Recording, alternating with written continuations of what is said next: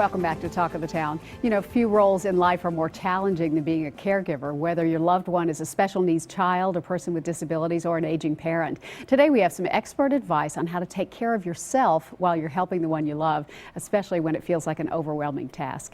Hope for the Caregiver was written by Peter Rosenberger, who's walked this road for 3 decades with his wife Gracie, who lost her legs following a car accident. We're delighted to have Peter with us today to talk about this. What a difficult thing that must have been.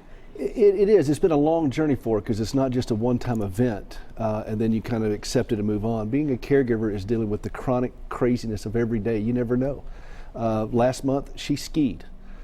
Last week, she was in the emergency room for 7 hours. So it's not, and the two were unrelated, by the way. Right. So, you know, she has great days and great highs, but there's always that constant crisis that you got to deal with. And being a caregiver is maintaining that flexibility. I don't think this is in the scriptures, but it says somewhere, blessed are the flexible, for they shall not be bent out of shape. And that's the way we caregivers have to live. But yeah. And thank you all for letting me be here. I mean, Sure. this is an institution here. Oh, thanks. I need to be a part of an institution. I think we all know that. But, yeah. So. Well, we're grateful that you're here. Let's talk about what it's like for a caregiver, because I think so many times people feel so isolated. They feel so alone because they're, you know, they lose their identity. How do you not lose your identity when you're caring for someone you love? Well, you first recognize that there is a problem, and the 3 I's that caregivers deal with: we lose our independence, we become isolated, and we lose that identity. We become enmeshed in the story of someone else and become codependent. When a codependent dies, somebody else's life flashes in front of their eyes. That's the old joke.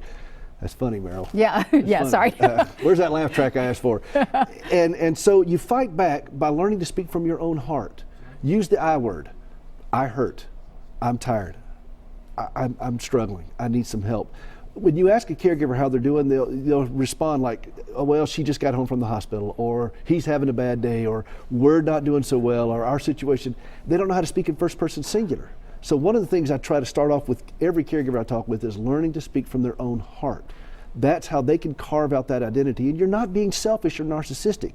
You're trying to be healthy. And the hope for the caregiver is that you can be healthy, at peace, and even joyful regardless of what's going on. You have to be. You're no good to them.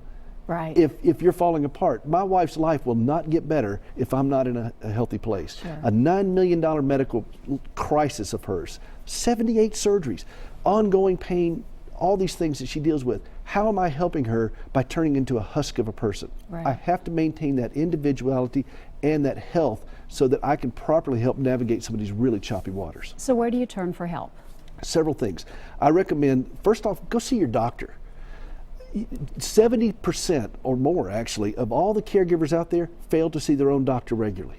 Well, that's a time bomb. Right. I mean, we're going to the doctor all the time, but it's not for us. Go to see your doctor, and if you don't have somebody to sit with your loved one while you go see your doctor, call your pastor and see if they can work out something. And if your pastor won't help you, get a different church, because that is the critical mission of the church, is to be able to help in this situation. That's a great place of community, or your worship place.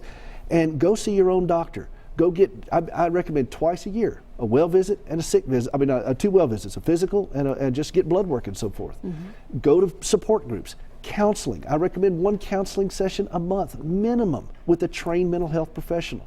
I mean, I need a lot more than that, obviously. But still, that you can't do this by yourself. Don't try to operate in the isolation. It's such a deep subject, and there's so much more that we could talk about. We'll have to do this again. I'd love to come back. Thanks for being with us. Thank you. You can find out a lot more on Peter's website, caregiverswithhope.com, where you'll also find information about his book. It's called Hope for the Caregiver. You can also hear Peter's radio show. It's on 1510 WLAC, Sunday afternoons at 3 p.m.